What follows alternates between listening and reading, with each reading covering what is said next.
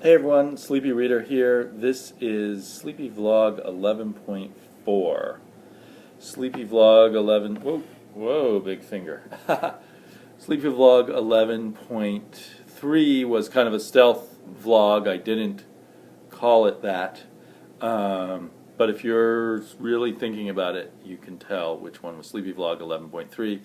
11.2 was done by that other weird guy. For some reason, he's doing Sleepy Vlogs too. So Sleepy Vlog 11.4. This is my first video on my new iPad. I got an iPad 4 or 4th generation for Christmas. I already had an iPad 1st generation, which I loved, but I had decided I wanted to buy myself the new generation because I wanted an even better one. And this one has cameras, so I'll be playing with that. And there's a lot of things that open up for me with this iPad with cameras. And so hopefully it sounds okay and looks okay. Anyway, we'll see. I think it might end up doing a mirror reverse. I'm seeing up on my wall over there that 2013. Whoa! You tend to forget where the camera's actually shooting because you can't see the lens. Anyway, yeah, so I think we got a mirror effect going here, so I may not film too many videos this way, so I apologize. After Christmas, I went away on a 2-week vacation. So I've just gotten back. I haven't watched everyone's videos in 2 weeks. I haven't read any comic books in 2 weeks. I haven't picked up my comic books from the comic book store. Before I left, though, there were some sales at some comic book stores near me. So I picked up a lot of comics just before I left, and I bought the presents for the people whose names I drew from Sleepy Vlog 11.2. I got the presents for them for J.J. Sparrows, for Adrian over in England and Ben over in England, and for Oddfellow Travis. But I bought them, and then I ran out of time, and I couldn't mail them before I left. So I'm going to mail them out on Monday. I really apologize, guys. It was supposed to be a right after Christmas gift. So this will be a little ways into New Year's gift. I think I got each of you a very different kind of comic book as a present, or comic books. Ones that I hope match each person's interests.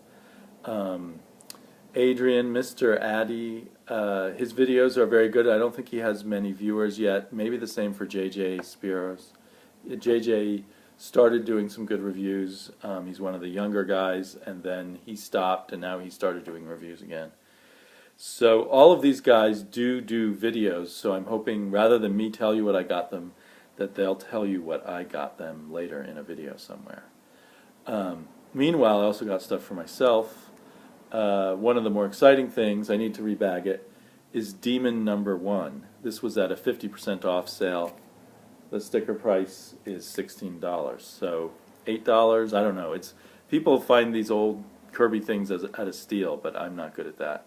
So I'm happy to get Demon #1. I think I have almost all the other Kirby Demons, and I really loved these when they first came out.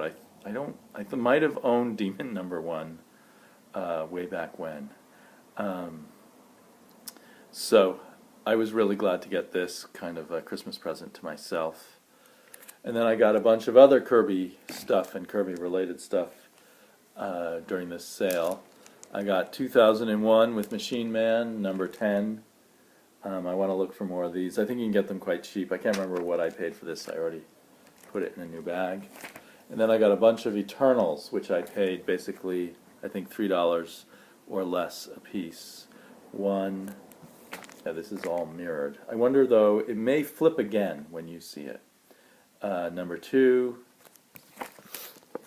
And Eternals was, to me, Kirby's big exciting thing he did when he left DC again and went back to Marvel. A lot of the stuff he did at Marvel was a bit of a letdown, and maybe stuff he wasn't that excited about doing, but I think he was really excited about the Eternals. And another one that he only did for a while. So it's one that you still wish he could have done for longer. But it was a cool series, and I owned. Back when it originally came out, I bought some of them. I can't remember which issues. Well, I recognize that cover. But so now I have issues 1 through 8, I believe, and I'll hopefully pick up more as time goes on. I don't know how many Kirby did. I think maybe 15 or so. 6. And it kind of had a Chariot of the Gods connection.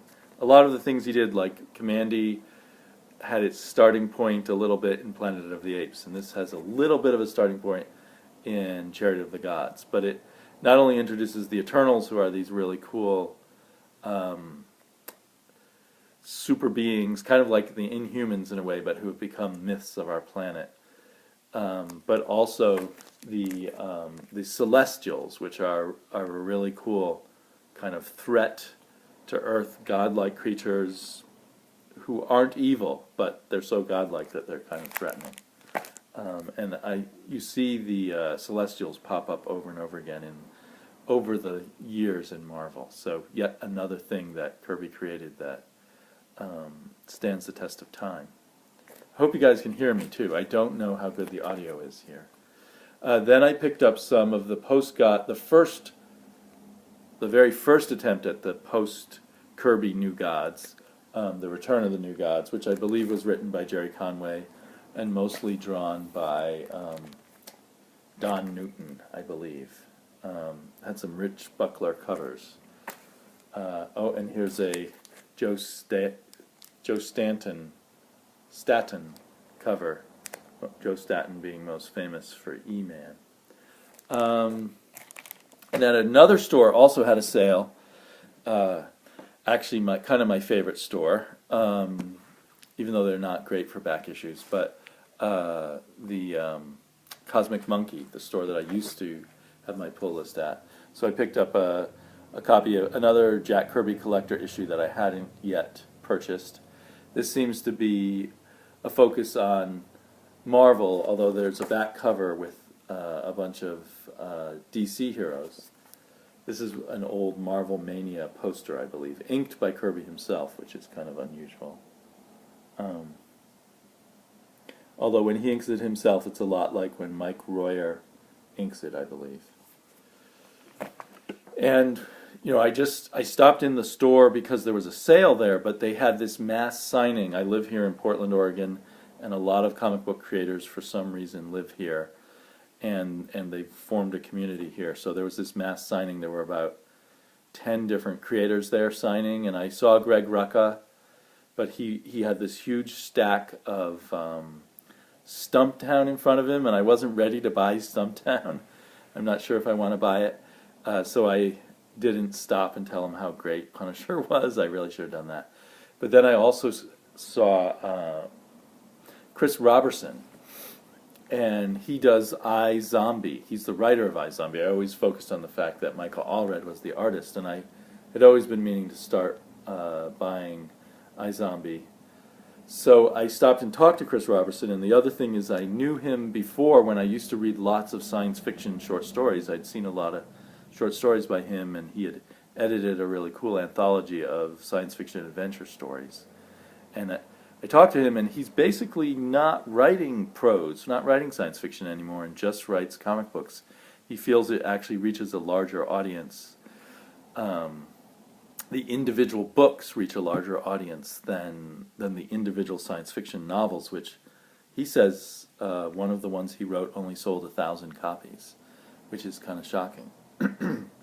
So even a low circulation comic book might reach 5,000, 10,000 people and then have an afterlife in trade paperbacks. So that seems to be what he's focused on. He was a really nice guy, and he signed 2 things for me. This one, for this he said, "To Damien, you are what you eat," for the iZombie. And he also signed Masks 2 for me.